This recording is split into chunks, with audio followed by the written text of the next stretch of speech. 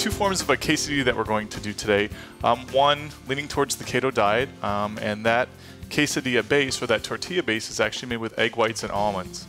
And then the other one is going to be a low-fat quesadilla, and they both actually utilize the same filling, which is with an avocado. So the first thing I need to do is I'm going to make the avocado filling. So I have some diced avocado.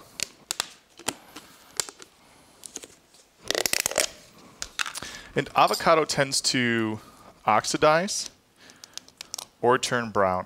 And there's a couple things you can do to slow the oxidation or the browning down. However, eventually it will always turn brown. One thing to do is to place the avocado seed itself in with the avocado. And the other part is actually to take a little bit of lime juice or lemon juice and add it to it as well. The citrus juice works well because it also gives a little bit of flavor. So for our base, we have avocado, we've got some mayonnaise,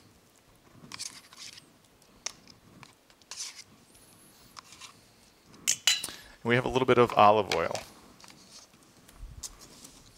Now, I know in the recipe it says to blend or puree this as well.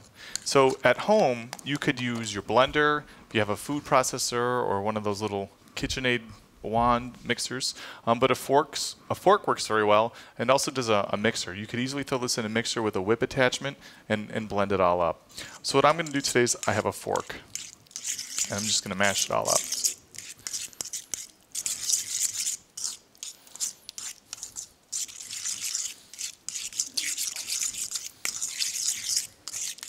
So all depends upon the texture and consistency that you're looking for. The longer you mash it or blend it, the smoother it will be. But there's nothing wrong with some chunks of avocado in here. Avocado itself is a very nutritious fruit, if you will. It is classified and kind of hangs as a plant. Approximately 75% of the calorie intake comes from fat within an avocado. So it's a monounsaturated fat, so it is still very good for us. So there we go. So we have a nice green color. There's a little bit of texture. And we're ready to go. So we'll leave that sit aside. This could easily be made a day ahead of time. The longer it sits, the better off it's going to be as that flavor develops. So that's something that you might want to take into consideration. Typically, an hour to a day is your window. The other good thing to do is to take it, put saran wrap directly on it. That also helps as a barrier to prevent the air from oxidizing and turning that avocado brown. So the next step is to make our quesadilla. So we'll do the low-fat one first. So I have a low-fat flour tortilla shell that you can buy at any grocery store. We'll take a little bit of cheddar cheese.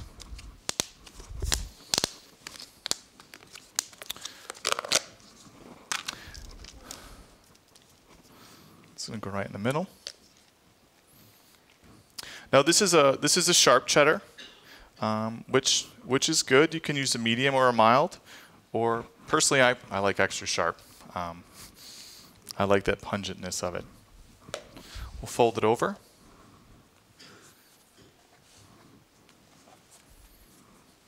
And I'm actually going to put it right on a saute pan or on a griddle. Okay. There's a little bit of pan spray on the griddle to act as a barrier so things don't stick. And we're just lightly toasting this. We want the cheese to melt. We want the tortilla to brown up a little bit and firm up, and then we'll flip it over. While that's going on and cooking, we'll actually start the egg white almond keto tortilla. So I have my egg whites. And this is almond flour. So all almond flour is really, really finely ground almonds. Okay, so you can buy whole almonds at the grocery store or almond slices and put them in a food processor or chop them up really, really, really fine. If you use the food processor, you do have to be very careful though, because there's a difference between nicely chopped and overly chopped. So if we puree this too much or chop it too fine in a food processor, the oil actually leaches out of the nut and you make almond butter. Okay, so almond butter is great, but it wouldn't work very well in the recipe. So I just have a little bit of almond flour and egg whites. And I'm going to whisk that together.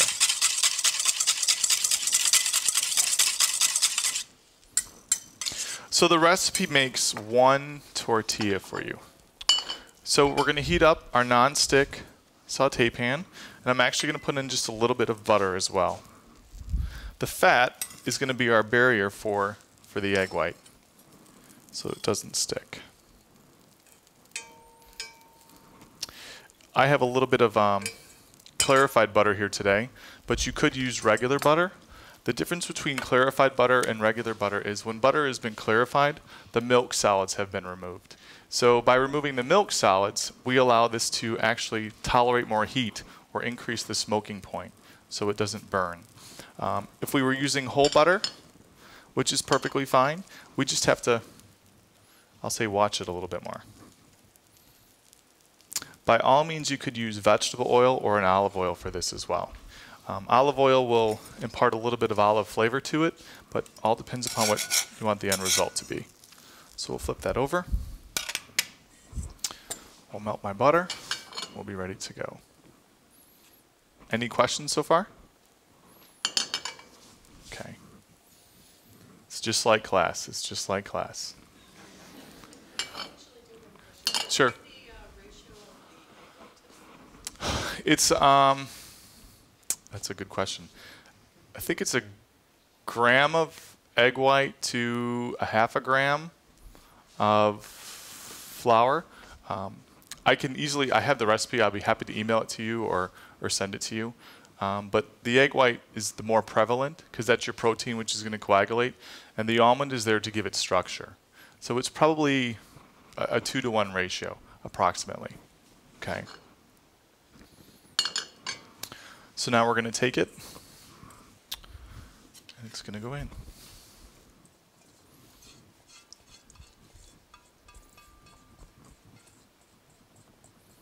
Okay. So you really want a nice thin batter. And the trick to this is a moderate heat. Okay. The egg itself, or the egg whites, actually start to coagulate at approximately 84 degrees. So it's a very low coagulation point. And you can see that it sets up pretty nicely right away. The other challenging part is color. You can have a little bit of color on this, but the almond flour is going to be more prone to burning as opposed to the egg white itself. So once this sets up, see how it wiggles in the pan? Okay, you're essentially done. At this point, you can either take this, put the cheese in and fold it over, or if you wanted to solidify the cooking process, we could flip this. Huh? Look at that. Not bad for a hobby cook. Okay. We'll flip it, which ensures that it's been cooked on both sides. So now what we're going to do, we'll take our cheese.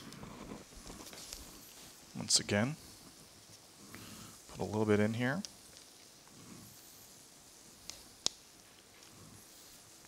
And by all means, if you wanted to change the flavor profile, Monterey Jack would work very well. A queso fresco, which is a Spanish or Mexican style cheese. We'll actually take this, and you could almost treat it like an omelet.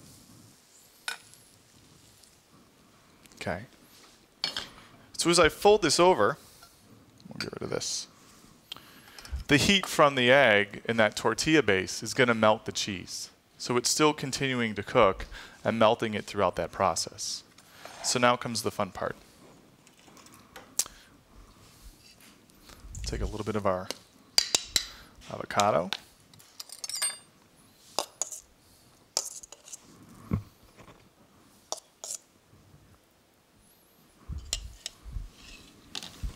Some diced tomatoes.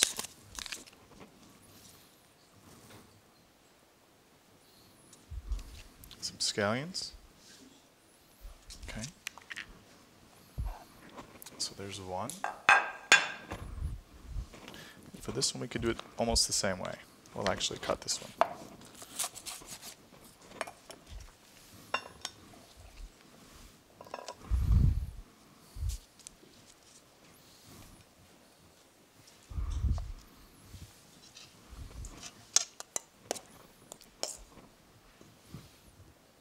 Put that on the side.